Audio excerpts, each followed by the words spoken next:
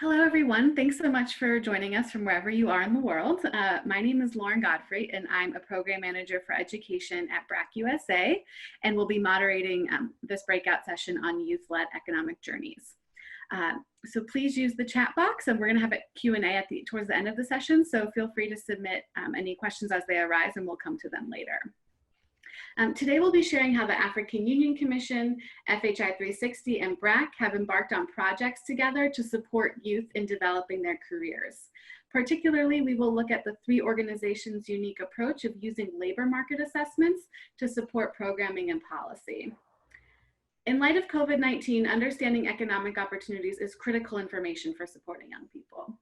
As we heard from Professor Singay this morning about the need to help youth identify where jobs can be found and the need to quickly reskill youth, especially coming out of the pandemic, we'll hear today about some practical tools and steps our speakers are taking to address Professor Singay's call.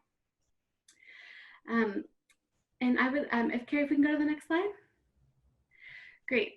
So we are joined today by Nicolas from the African Union Commission, Carrie Ellett from Brac, and Tommy Galloway from FHI 360. I'll let them all share more about themselves when we get to the organization introductions. And here's the agenda for our session today. So we've already gone through the session introduction, and then next we'll move into the organization introductions, followed by hearing specifically about FHI 360's approach to labor market assessments, the breakout session that we'll have, and then we'll have some case studies from Brac and the African Union. We'll close with some Q&A, and then we'll wrap up the session. And I'd like to take the opportunity to turn it over to Tommy for the introduction on FHI. All right, thanks a lot. All right, thank you all for joining us today. Briefly, while many of you may know FHI 360, I'll just introduce who we are real quickly and our team that specifically works with the labor market assessment tool. So our team, Global Education, Employment, and Engagement Unit, combines a focus on expertise in workforce development, economic growth, oops, sorry, I just lost the screen. Economic growth and livelihoods, youth, education and civil society, and peace building. This allows us to capitalize on synergies to strengthen the links between education, economic participation, and civic engagement. Our labor market assessment, which we've now used in over 22 countries in the last 5 years, identifies the nature and magnitude of employer demand for skills and self-employment opportunities, working backwards from market demand for products and services. We identify growth sectors that are likely to generate job value chain relationships within these sectors, influence type and quantitative employment opportunities, including specific occupations, and think about how these may have skills. Then, by examining the supply side of the market, we can uncover opportunities and challenges that individuals have in getting market relevant training and finding. As I'll note later, a key part of this involves recognizing that while in many countries there are fundamental challenges to broad economic growth that can be affected by numerous factors such as political and now unfortunately something like COVID-19.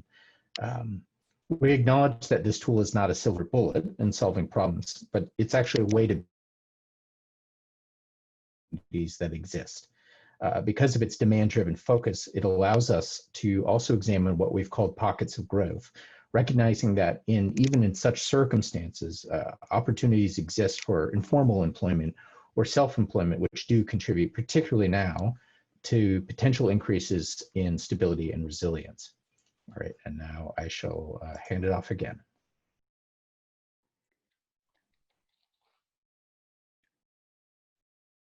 Nicolas, if you'd like to introduce the African Union and the African Union Commission. Thank you. The African Union Commission, the African Union is a continental body consisting of the 55 member states that make up the countries of the African continent. Under the vision of an integrated, prosperous, and peaceful Africa, driven by its own citizens and representing a dynamic force in the global arena. The Commission is the secretariat of the Union, entrusted with executive functions and assists member states in ensuring the implementation of the various policies and programs. Current focus is the implementation of the Continental Development Blueprint Agenda 2063, which is a strategic framework for the socio-economic transformation of the continent. Aspiration 6 of the agenda talks of an Africa whose development is people-driven, relying on the potential of women and youth and caring for its children. Youth development is under the Department of Human Resource Science and Technology and the Youth Division. Programmatic priorities on implementation include the 1 million by 2021 initiative, which seeks to offer concrete opportunities in the areas of education, employment, empowerment, engagement, and health. We strive to engage young people directly through various opportunities and forums, including the Pan-African Youth Forum, which is annual, and young people have an opportunity to engage in policy dialogues. We have the African Union Youth Envoy, who also hosts policy dialogue forums. And then programmatically, we also have among the programs, I'll mention others later, our signature program is the African Union Youth Volunteer Corps program, which recruits, trains, and deploys young professionals across the continent. Thank you. I'll come back with more details during the sharing of. Great, thanks, Nicolas. Carrie, if you'd like to introduce Brac.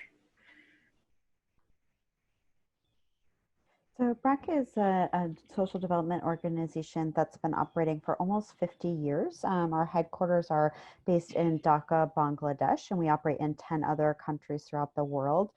Brac is focused on anti-poverty and giving people the tools and skills that they need to lift themselves out of poverty. So we have a variety of social and economic development programs that support that mission across our sites. And today we're going to talk a bit about one of our specific programs that falls under our youth empowerment umbrella. It's called Empowerment and Empowerment and Livelihoods for Adolescents, or ELA. And ELA is very much in line with the overall mission of Brac, and that it enables young women to reach their full potential and lift themselves out of poverty. And we have many alumna across Brac sites. This program has been operating since about 2006 on the sub-Saharan Africa continent. And we have 3 pillars of the program. The first one is social empowerment, and it includes the key components of the model, such as our safe spaces. It also includes the content that we have around life skills and sexual and reproductive health education. We also have an education component that can be individualized for young women. So if they're in school, supporting them to stay in school, or if they're out of school, working with them to earn technical skill training or to return to mainstream school if that's an option. And then lastly, we have economic empowerment, and this covers soft skills and financial literacy, career pathways, as well as technical training and access to microfinance. And one of the areas that we'll be focusing on today is economic empowerment and how that relates to FHI 360's labor market assessments. And then just lastly, one of the key components of all Brac programs, but especially for our ELA program, is also community engagement. So we think about how to support the enabling environment that young women are operating in to be able to utilize the skills that they're learning in the ELA clubs. And now I'll hand it over to Tommy, I believe.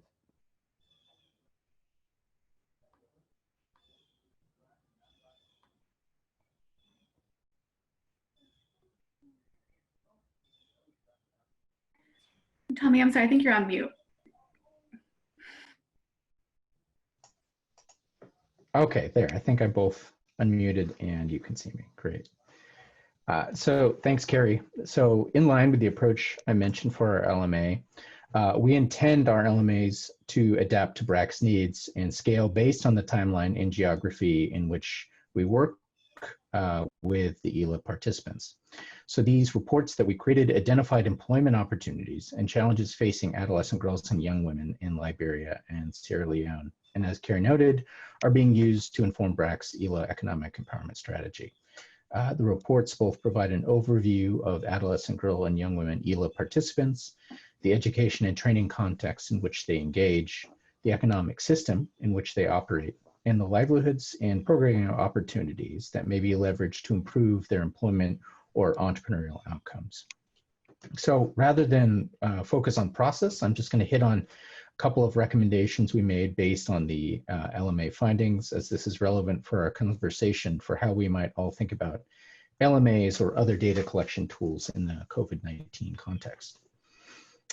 So just on the right-hand side real fast also, you'll see visually, this is one illustrative example of a value chain with opportunity overlay for employment in the handicrafts value chain in Sierra Leone.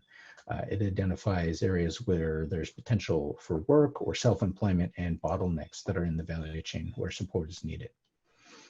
All right, so first, we recommended the importance of mapping and sharing micro value chain market information with adolescent girls and young women for MSME linkages. I think Carrie will hit on this as well, but we found that sharing out information with adolescent girls and young women is very crucial for looking at employment or self-employment opportunities, or for those already in either of these positions, to understand their options and how to connect with them in their economic systems. This strengthens their ability to form productive and meaningful links to their local economies. Another example is actually jumping down to the bottom. We found that both in Liberia and Sierra Leone, that there are significant opportunities for girls who enter into fields that have traditionally been dominated by men. Examples could include, if I remember correctly, welding, bricklaying, some of the more construction heavy activities, or light manufacturing, and others. You'll find both in both reports. And so while there are some young first movers here already, we saw kind of forging ahead and breaking new ground, we learned that working to raise awareness about these fields and shift mindsets and behavior change with the adolescent girl and young women population could help unlock new livelihoods or a means of self-employment for ELA participants. So jumping to the next slide.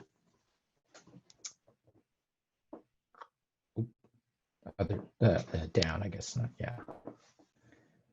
One more.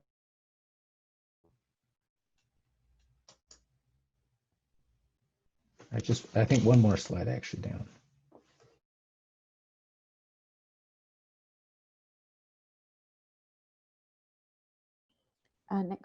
Sorry, Tommy, it's on the adapting. So how has COVID-19 impacted our LMA approach? Yes, that's correct.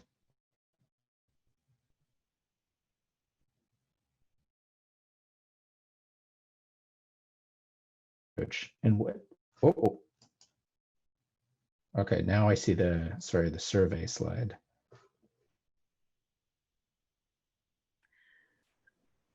I think there might just be a little bit of a delay, Tommy, but we see the COVID-19 slide.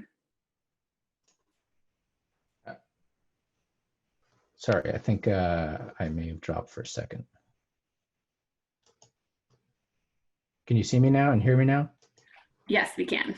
Okay, good. Sorry about that. My connection has been spotty today. So thanks for everyone for bearing with me. So how has COVID-19 impacted our LMA approach, and what does it mean for providing an understanding for program design, adaptation, or policy decisions? So we've been thinking about how to best adapt our tools to take into account these unprecedented changes that COVID-19 has brought to the context in which we work. Briefly, I'll just flag an early stage framework that we've developed, particularly with the support of a colleague of mine, Obi Diener.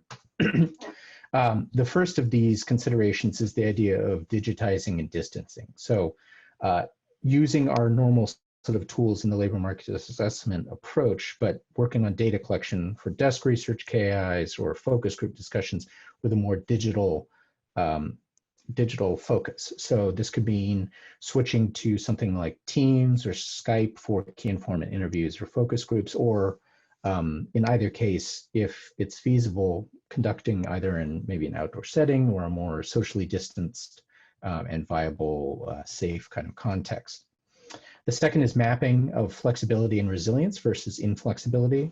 So in certain sectors, some may possess more flexibility or resilience in the face of the challenges that we've seen from COVID versus those that are unable to adapt to the current context. And in such cases, those will obviously have fewer opportunities. So a good example can be tourism, and kind of depending on the country and context, it could be flexible in the sense that maybe there's now a domestic market demand that's grown up and being able to take advantage of the opportunities that's generated. That being said, if it's entirely dependent on international travel and international visitors coming, it's going to be quite inflexible, because if there's no travel, there's going to be no actual market for that. And so one may want to consider kind of other sectors as a result. Building from that, then looking at the sector opportunities that have arisen. This is kind of a shorter term consideration where you might find sustained or new market demand for current skills, jobs, or other opportunities based on the changes that have been introduced by COVID-19. And then broader, a longer term view is the idea of sector pivots, where, now and moving into kind of post-COVID recovery, where are there new opportunities that may have arisen as a result of COVID-19's impact on the economy? And I think this means looking at how is a country positioned and what are the longer term changes that have occurred in terms of potential consumer markets, in terms of shifts in international trade, or even in terms of domestic consumption. This can and has shaped our thinking so far about how we conduct LMAs and how we consider opportunities, sectors, and jobs that the LMAs identify. So I have little brief plugs for each of these, but for the sake of time, I'm going to skip Sierra Leone, because I think Carrie would be able to speak to this much better, since we haven't been back to the country since COVID, to really ground truth some of our considerations after we identified those initial opportunities. But the first I'll speak to is actually outside of the African continent, in Myanmar. Our most recent experience actually comes from just the last couple months. Under the USAID Agriculture and Food Systems Project in Burma, that's managed by ACDI VOCA. Our team had planned to conduct an LMA for the agricultural sector, and this is our first initial LMA, not building on anything we'd produced before in the country. And our colleague and team leader could not travel. So instead, they pivoted to a fully remote support role that included designing the LMA methodology and data collection tools, working with the team in the field, coaching local staff to manage the field work, which included a business survey, in-depth interviews, and focus group discussions with youth. So this is kind of the digitizing and distancing example I spoke to already. And then also data analysis and reporting in consultation with local staff and partners was all feasible as a result. A couple of examples, I guess you could say, where it's more about shorter term sector opportunities that have arisen was recently our work as a sub to the DAI managed economic resilience activity in Eastern Ukraine. Tourism had been identified as an opportunity sector. And at the start of the year, using some of the tools from the LMA approach, we'd plan to map and gather data. And this would have informed sort of our better understanding of the skills needs and shaped how we would develop training for actors in the tourism sector. Well, because of COVID, we ended up having to quickly shift to surveys and digitally led key informant interviews. And this actually also gave us an opportunity then to reevaluate and see that rather than focusing on broader, longer term adaptation of courses, that we should pivot more to vocational institutions that could offer shorter term courses, because this both responded to a shift in the market to larger domestic consumption of tourism. So rather than people coming in from outside, just Ukrainians visiting the region has actually grown in size. And then also the idea that in such a crisis, in such kind of this more unpredictable setting, a focus on shorter courses actually allows for one to kind of pivot and help workforce build skills more quickly and adapt more quickly to the context, say, rather than a 2-year degree. Finally, in the example from Tunisia, in our ASEA project, which is run by, it's a Department of State project that works with artisans on producing handicrafts goods and building their value add in those goods. During the start of the year, the project had completed efforts to improve packaging, which had been based on LMA analysis, one of the opportunities that was identified. that could make them more appealing to international audiences, and had planned to launch at an international trade fair early in the year. This obviously, unfortunately, was canceled because of COVID. So as a result, the project reevaluated and saw an opportunity in leveraging the same new packaging to launch in the domestic market.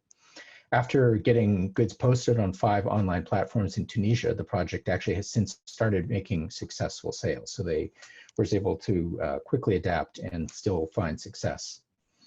These are just a few brief examples, and I'm sure there are many more out there. So to that end, we'd like to hear from you all, and we've got 2 activities coming up. The first is a brief survey where we'd like to hear about your own experiences with LMAs or other similar tools. And then we'll break into several discussion groups to discuss how it is you're using such tools in the COVID-19 context and to adapt programming. Thanks.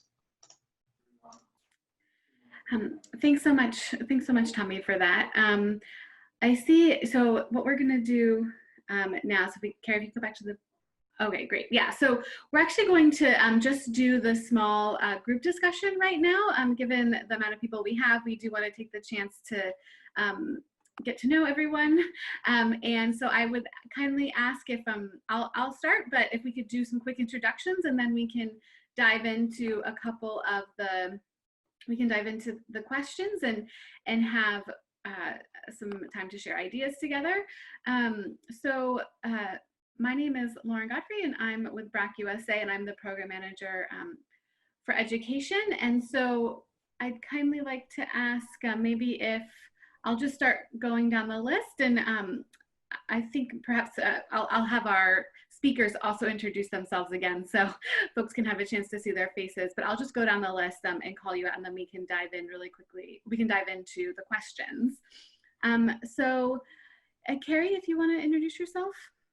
Hi, I'm Carrie Ellett. I'm Brec's Regional Advisor for Youth Empowerment, focused on our Sub-Saharan Africa region. Great, thanks. Nicolas? Hi all, my name is Nicolas Ouma, Senior Youth Advisor at the African Union Commission. Welcome all. And then Tommy, if you would like to introduce yourself. Sure, Tommy Galloway, Technical Advisor at FHI 360, and I led the LMA work that we conducted with Brac. Great. Jason, if you could introduce yourself, please.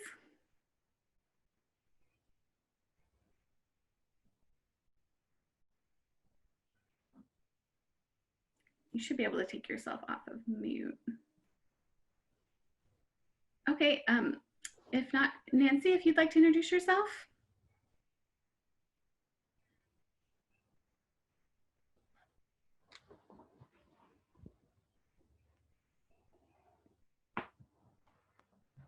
It might be good that folks can introduce themselves just in the chat window and say their name, organization. that might be easier. Yeah, if everyone just wants to introduce themselves in the chat window. Thanks for that, Tommy. Yeah, if everyone could just write their name and organization in the chat, that would be great. And then I kindly ask folks to go off of mute, and if you want to, we can go through the first question. Hello everyone. Hi, Nelson. Hi, how are you? Good. Can you share what? We are all good. Good. Yeah, good. so I'm Nelson Ramiro. I'm from Mozambique. I work for the Peace Corps here in Mozambique. Great. Yeah. And if others would just want to add, they could come off me and introduce themselves, or just put follow Jason's lead here and put their organization next to their name.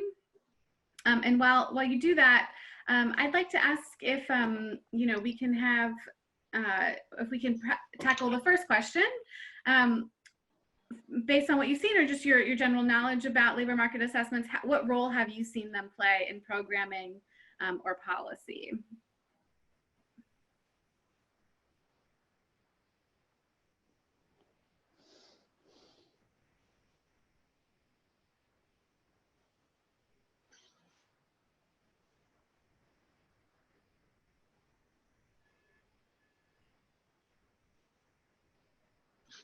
Okay, so this is Jason. I'm happy to chime in.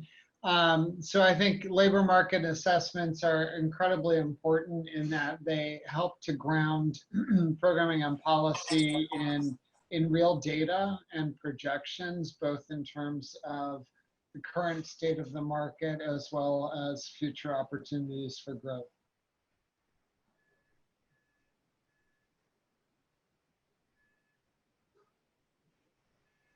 Great, thanks for that, Jason. Does anyone else want to add or share their?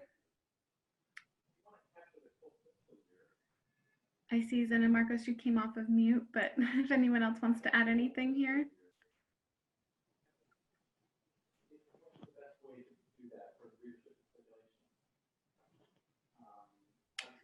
Okay, maybe we can go to the next question about how perhaps the role of labor market assessments, how has that changed since the spread of COVID-19?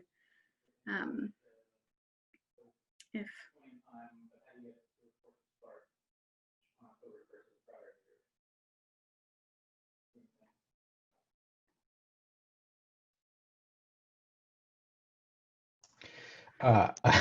maybe I'm cheating here, but I was going to just jump in and speak to a little bit of my own perspective in this.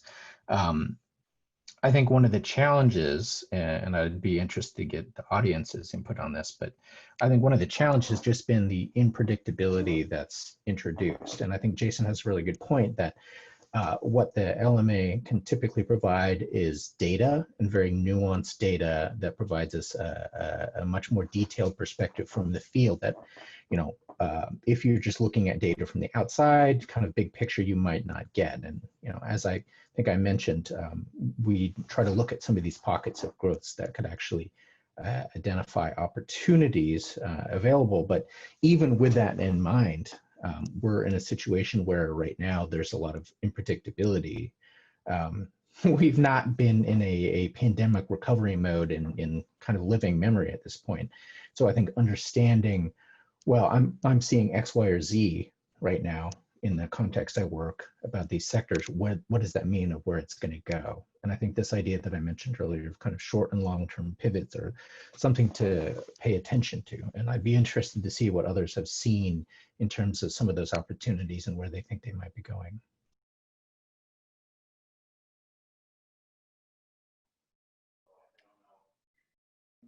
Thanks, Tommy.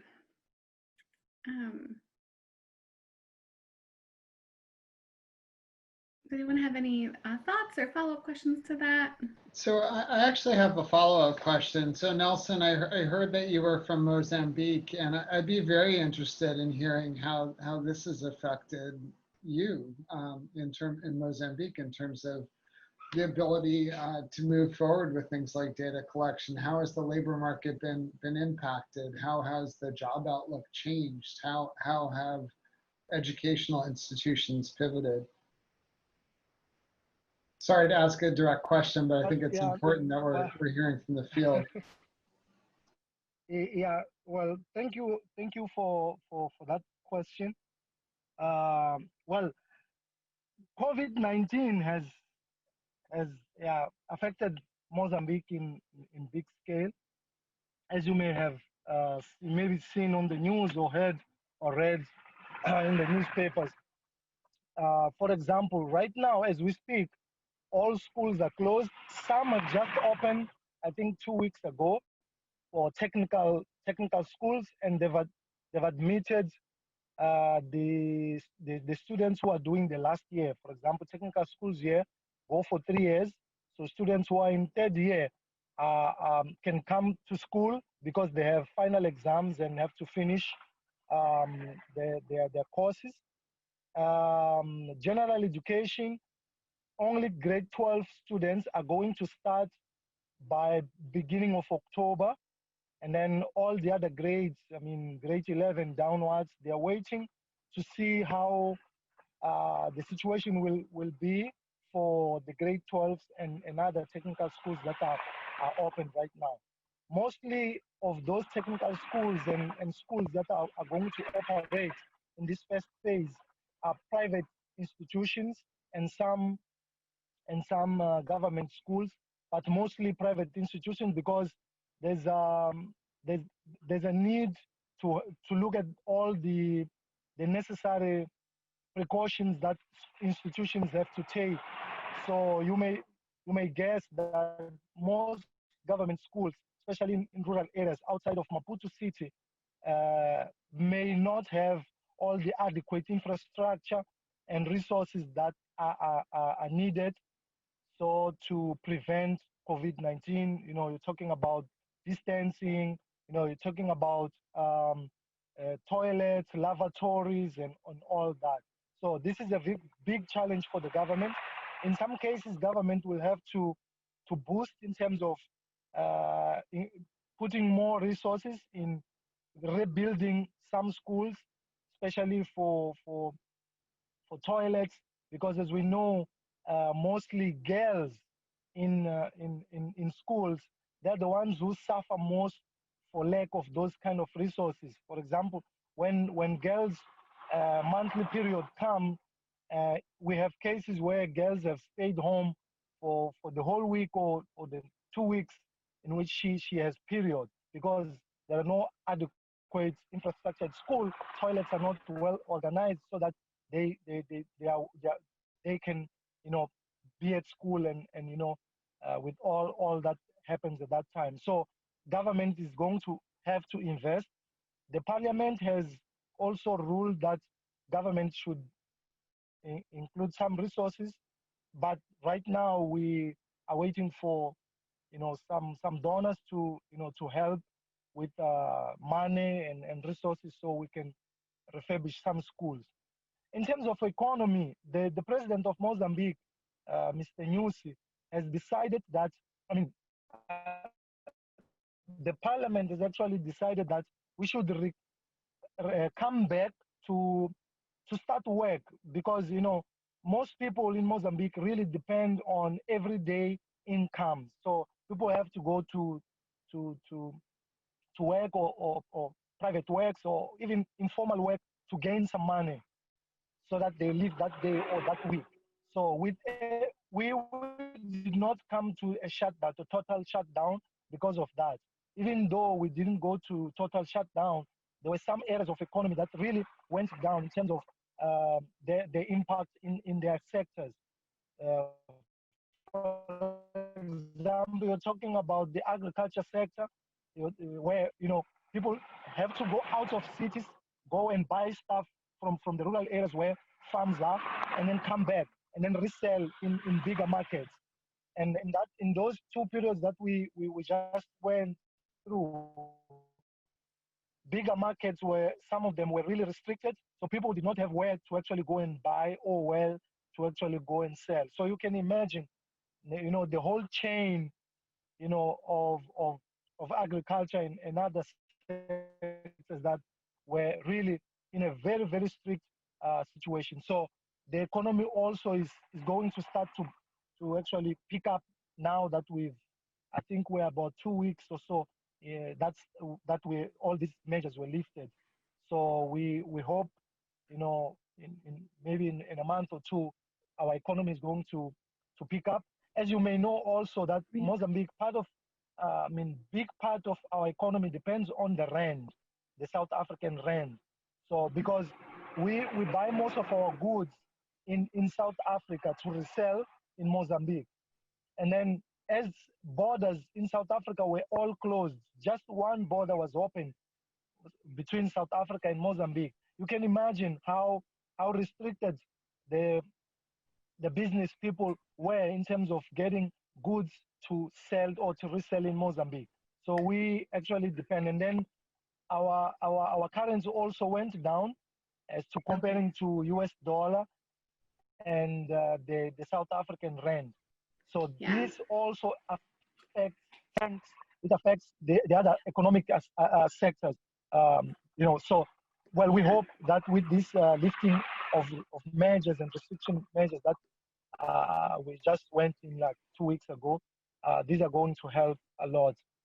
Thanks so much for that, Nelson, and really giving us a deep dive into what's happening in Mozambique and how COVID-19 has really altered education and market systems. I think it's really helpful to hear what's happening. Looking at the time, I do, perhaps if we have one or two other responses to the questions, if folks on the, if people that have joined just a few minutes ago, if they would like to add anything here, or if we should wrap up this discussion and move into the case studies of Brac and the AU and the African Union of using labor market assessments. Are there any other comments? Yeah, if I might ask another pointed question. Sure. Nora, I know, sorry to put you on the spot. If you're able to answer, I'd be interested to hear about the LMA you just been working on. I think it was for one of the existing projects Advance.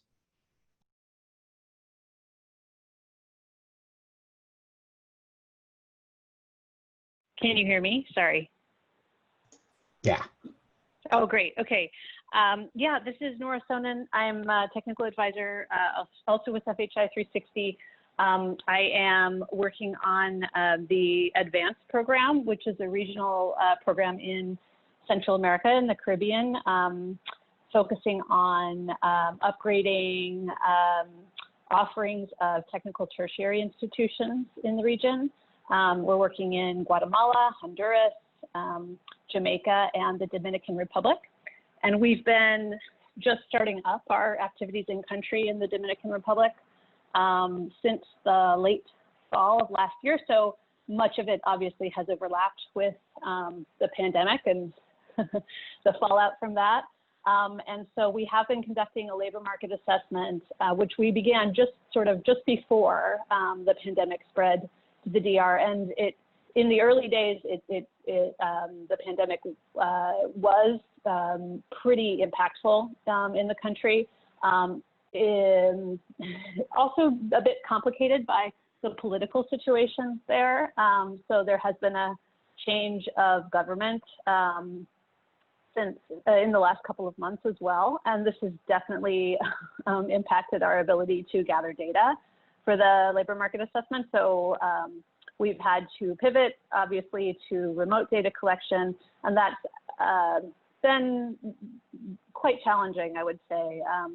You know, I think between COVID and between political uncertainty, it's been rather difficult to get people to respond to us. Everybody was sort of in survival mode for a bit. I think that's sort of calmed down recently. But certainly, you know, the tourism sector is so central to the DR, and we had been focusing on the tourism sector as, you know, just a massive employer of young people and people in general, but especially young people, and especially as a sector with lower barriers to entry in terms of education and skills.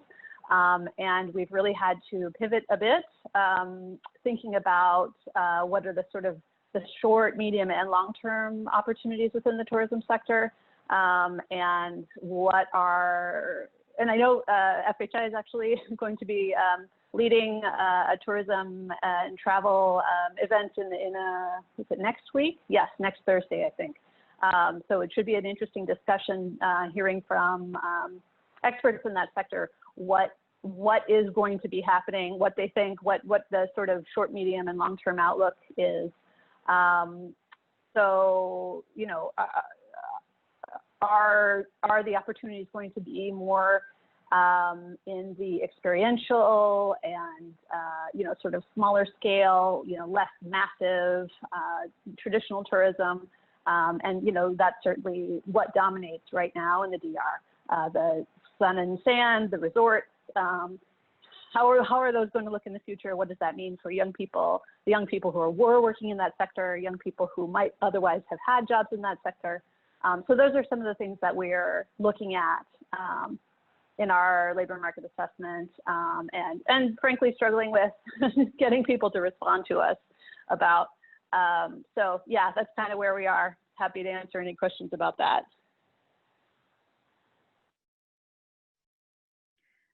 Thanks so much for sharing that, Nora. It's really interesting to hear about how, you know, some of the challenges you've had of actually doing the labor market assessment in this time, and some of the, you know, the contextual factors too that need to be considered as you're moving forward in this work. Thanks so much for sharing.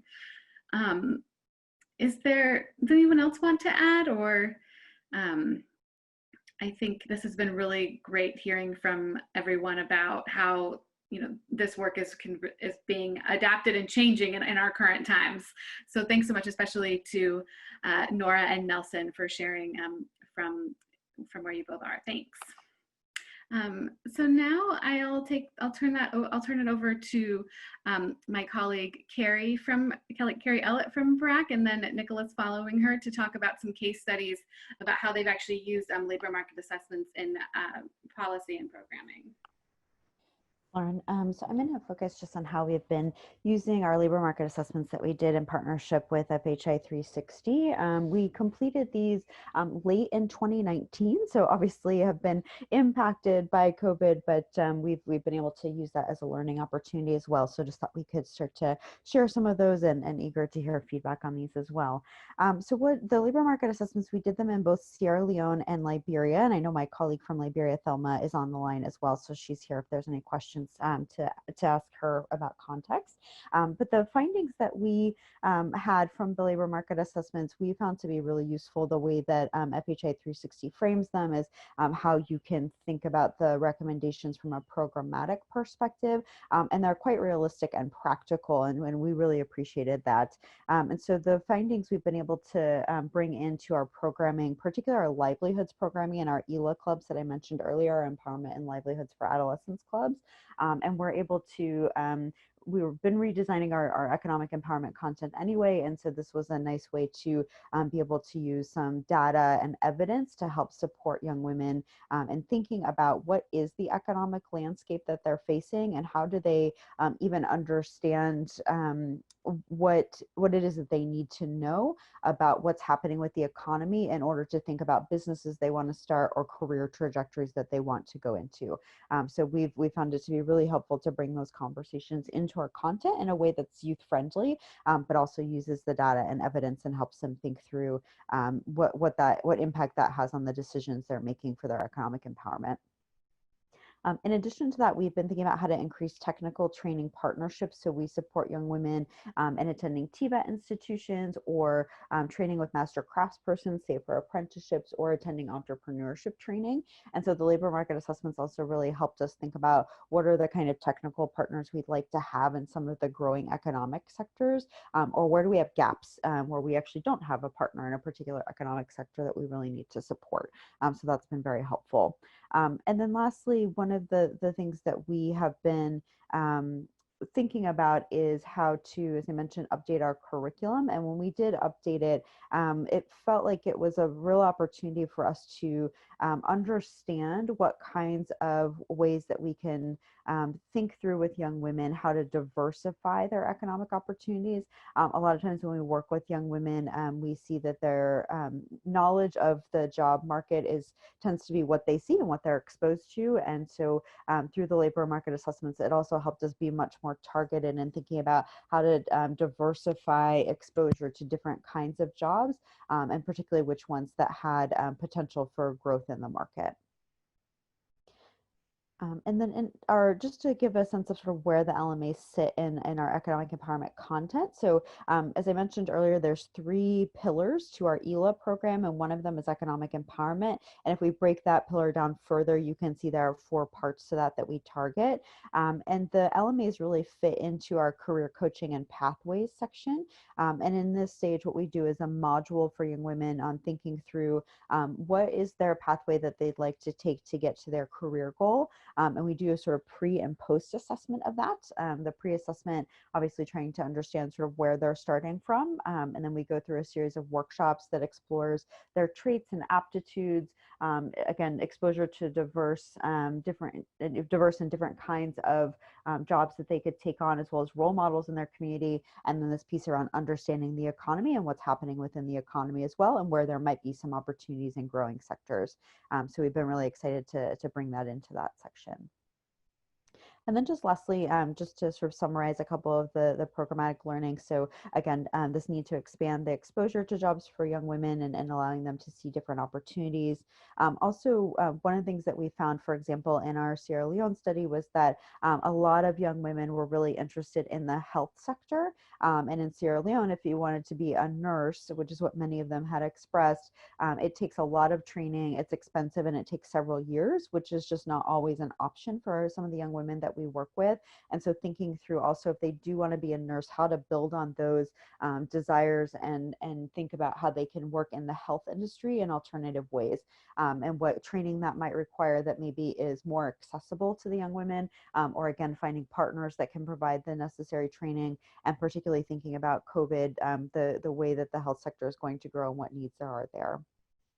And then we also found in looking at the LMAs just how critical entrepreneurial skills are. And so thinking about that these are necessary, certainly in formal and informal markets, but also if you'd like to do self-employment, and particularly in a lot of our rural areas, the young women will have entrepreneurship as one of the few pathways that they have access to pursuing for a variety of reasons, that around the barriers to their pursuing careers. And I think in the plenary, we heard some of those addressed, and I think there's a probably broad knowledge across the group that's on this call as well, so I won't go into that in detail, but a lot of young women in our rural communities are really pursuing the entrepreneurship pathway for those reasons, and so having the skills to think about how to find market niches and how to look at the economic realities is really important, and so we really dove into that quite a bit after doing the LMAs as well.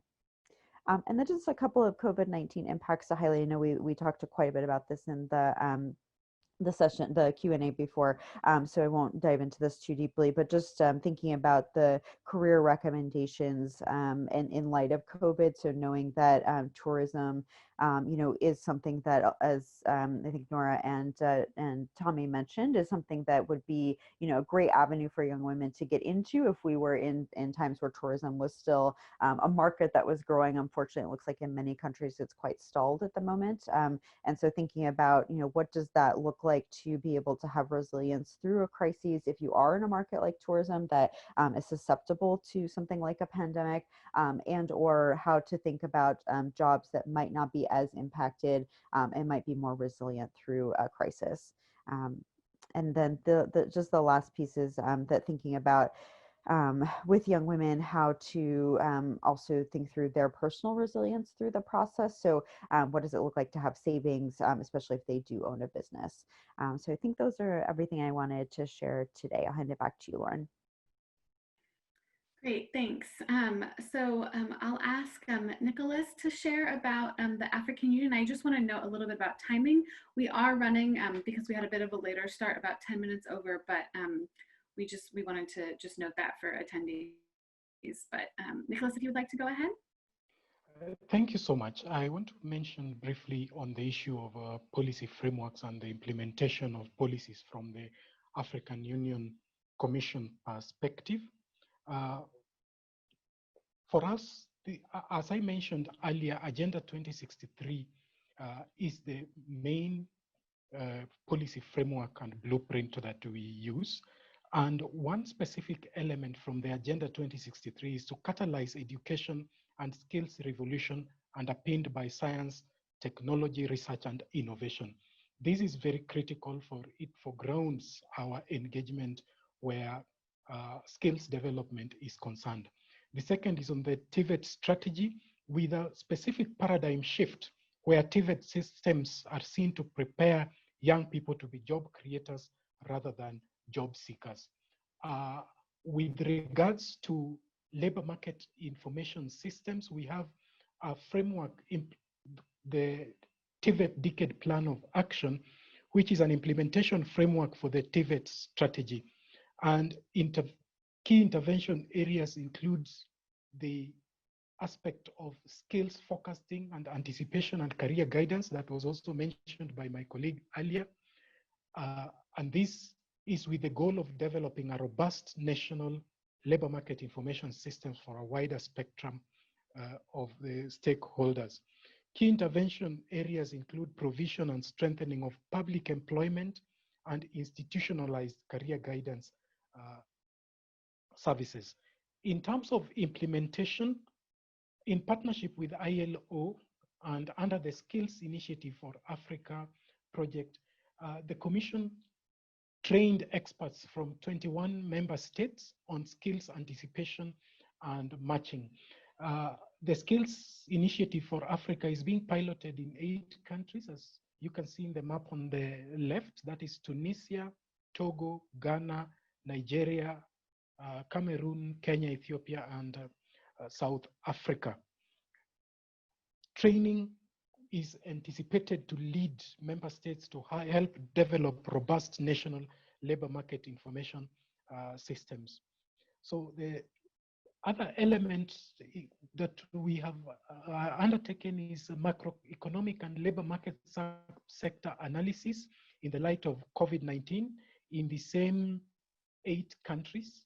And one specific country I would mention is, for instance, in Ethiopia, where there was high index scores for sectors with forecasted employment growth and recovery from COVID-19 shocks, including sectors of agriculture, manufacturing, construction, wholesale, and retail. As I have mentioned, the Skills Initiative for Africa is a program supported by the German government and the European Union aimed at offering employment-oriented skills to Africa's youth. Why are we doing this from a policy perspective? It is important that labor market assessment, the import of labor market assessment is to enhance data and evidence-driven policy making, both at the African Union Commission and in member states. It is important that we enable programmatic interventions that are evidence-based, hence importance of the labor market assessments as has been done by Brac, FHI, and also under the Skills Initiative for Africa. This also, through the convening responsibility of the African Union Commission, we have been convening stakeholders, specifically labor market players and training providers, for forums or in forums like today's, so that they can share knowledge, learn, and also advocate for implementation of the various recommendations that come from the labor market assessment reports. As mentioned earlier, and in conclusion, I would also just reinforce that youth development is a cross-cutting area that requires intervention of all departments and players. At the African Union Commission, we have been working directly with young people through programs such as African Union Volunteer Corps. Right now, there is an ongoing call for Innovating Education in Africa Expo, whose deadline is 25th of September, and the winner is bound to go home with $100,000 US. We also be concluding a Social Innovation Challenge, Be Changemaker Initiative for Africa, in partnership with World Skills and HP, and the grand finale is on 24th of September. The African Union Commission is receptive to working with the youth and youth development community across the continent, and we welcome you all to engage with us and partner with us so that together we drive youth development in the continent. Thank you. Thanks so much, Nicolas and Carrie.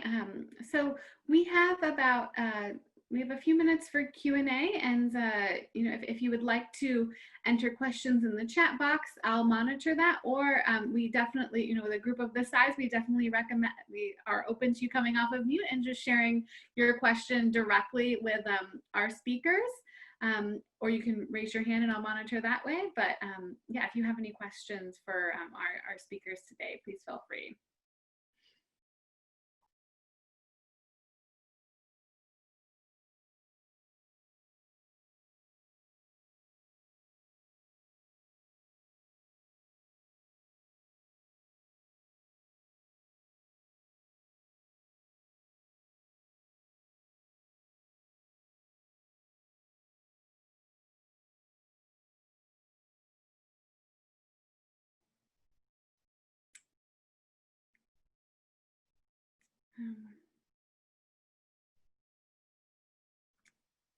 I have a question. Great, thanks. Sure. Earlier in the presentation, Tommy talked a little bit about, breaking new ground and that they've seen young girls, being able to be hired now in more male-dominated fields. I would love to hear what does he think are some of the things that are actually driving that change? Yeah, thanks, Natasha. That's a great question. And Carrie, I imagine you can also speak to this, given your knowledge of the ELA participants. But we have kind of that outside perspective, having come in to do the LMAs for or with Brac. And I think from my perspective, I think part of it is just need.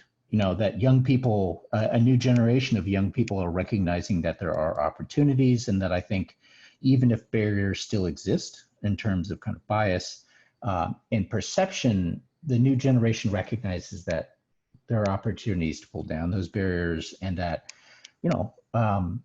if you hear that there is a job out there, that someone is willing to pay for it, and that the institution itself isn't going to push back and, have their own bias get in the way of enrolling students. We spoke with several vocational centers that were actually very open to the idea of young women participating. And actually one story that stands out to me particularly was that the woman who ran the vocational center actually had seen one of the girls already working in bricklaying.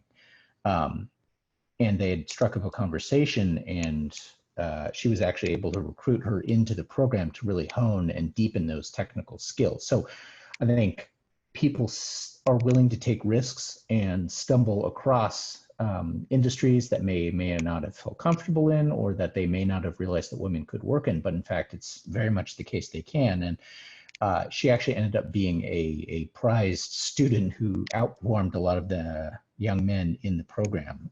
So I think there's definitely opportunities in terms of those livelihoods. If that answers your question. And I'd agree with what Tommy said, and just add that, one of the things Brac does is works on the enabling environment. So having conversations with community leaders, with business owners, et cetera, around this idea of diversifying the job opportunities for young women. And often where we see the most resistance is from parents and spouses or families. And so there's often some advocacy work that needs to be done there. But we do find young women are often, once they see like, oh, I can get some support in getting into this job, I'm really interested in it. And young women, are quite savvy to know often, even though we want to add the data and evidence from the LMAs, they often see opportunities as well. They'll know that young men in their community might be earning money or get steady jobs through a particular trade that they know, could be a potential for income earning for them. And so they have interest, but they just aren't quite sure how to pursue it. So also helping them along the way to understand what they need to do in order to get there is an important piece of it. But I think that there is very much an openness based on need, for sure. Great, thanks Carrie and Tommy for replying to Natasha's question. We did get a question in the chat from Nora, and I think Carrie, this might build a little bit about what you were talking about with the enabling environment. But she asked them what have been experiences in working with employers to modernize their management and hiring practices and make them more equitable, for example, women, young people with disabilities, and LGBTQ youth. Sure, I can speak to this on the programmatic side. We're learning from a program that's been a successful Brac program in Bangladesh and adapting that to the sub-Saharan Africa area.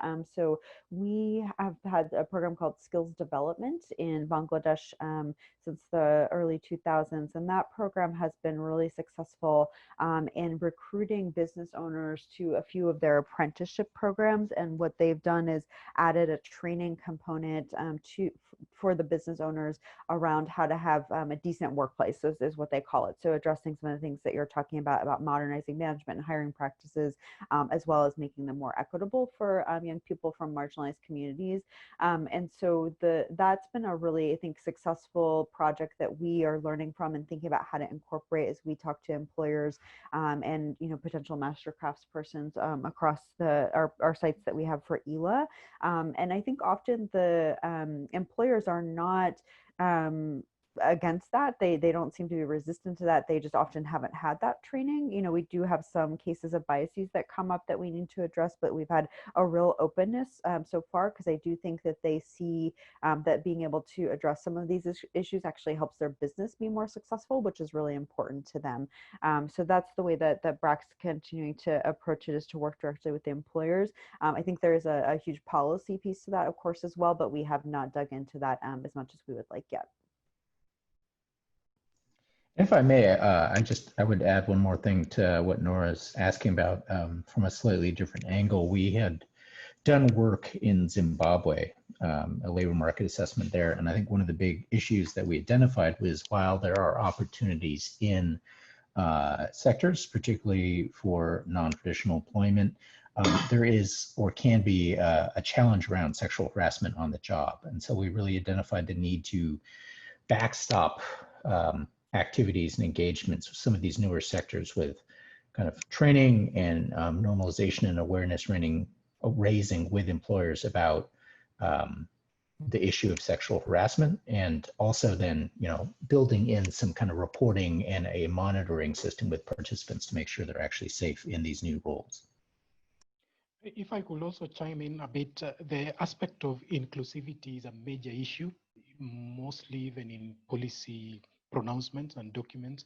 But as my colleague has mentioned, more still needs to be done when it comes to raising awareness and building capacity of the various stakeholders to be able to address some of the nascent challenges that make it difficult to, for instance, include persons with disability. Thank you.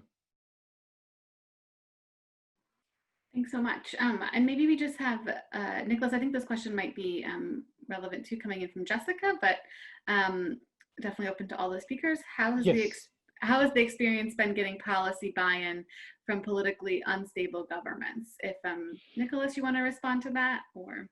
Yes, this has been sometimes a challenge, but it's nothing that is not surmountable.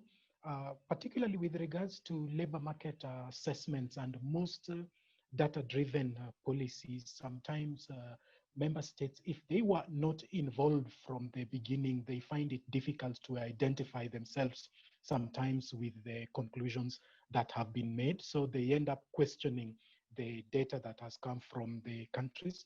So one critical element is to ensure that the member states, and particularly institutions in those member states, are involved in the entire process of coming up with the assessments. So in that case, they find, in fact, sometimes they are very, very encouraging, and they find themselves in these recommendations and go out of their way to look for partners to assist them in implementing the recommendations therein. Thank you. Great. Thank you. There is, perhaps this can be just our last question. It's great to see questions coming through from Alexi. Given the rapidly changing labor and market ecosystems that we're seeing, particularly in the face of COVID, how can we adapt LMA tools and processes to be more rapid and flexible to respond to and help us understand these dynamic environments in real time? I think, Tommy, you might be best positioned to answer that. Sure. Thank you, Alexi, for the question, and it's a very good one. I mentioned kind of this four-part framework that we've been thinking about, how to adapt our tools, and that's one thing that we've used to kind of reposition the LMA. Given the instability and unpredictability, when we start out, I think now, it means that the big data sets that we would normally use to kind of take a big picture look at what our economic opportunities are, you kind of have to take those more with a grain of salt than you used to, because we don't know where markets will be in say, a year or 3 years because of the effects of COVID. I actually think it puts the onus more on direct conversations and better understanding what's happening domestically within a country and the domestic economic opportunities that exist.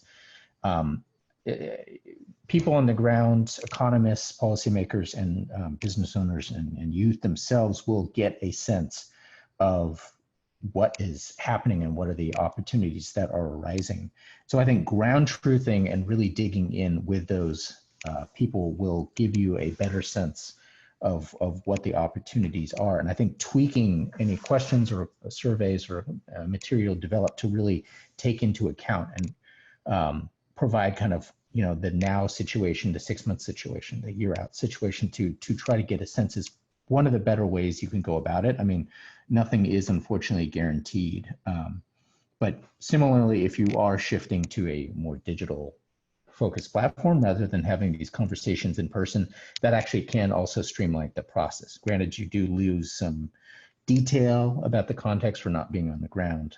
But if you are working with a team on the ground, I think that can be made up.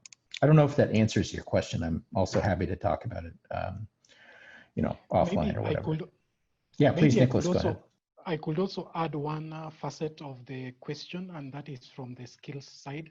And this is why we undertook the training that I mentioned, the urgent need to enhance capacities of member states with regards to skills needs, anticipation, and forecasting, so that they would be able to adapt to whatever shocks that come along the way, including, for instance, COVID or even other disruptions, particularly for even in the GDP of countries and so on. So enhancement of skills needs, anticipation, and forecasting would be the other side of the coin towards enhancing adaptability in the face of whatever shocks that may come in. Thank you.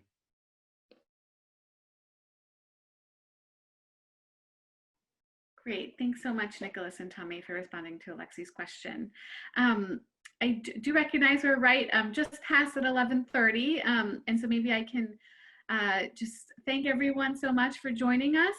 And there's going to be a recording, so if you've missed the first part of the session where we did a little bit of an intro and overview of labor market assessments, please stay tuned for that recording to come out from Making Sense. And just on behalf of all the speakers, we really just want to say thank you for joining today. And you see their emails there if you'd like to reach out to Tommy and Carrie.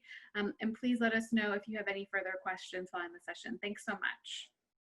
Thank you all. And just on behalf of Making Sense International, I just want to thank Carrie, Nicolas, Tommy, and Lauren for putting on a wonderful session today. We're grateful to have you. And just mirroring what Lauren said, you could go to the summit site in the upcoming weeks, and this presentation will be there along with the others from the other breakout sessions. So thank you, everyone, and have a wonderful day.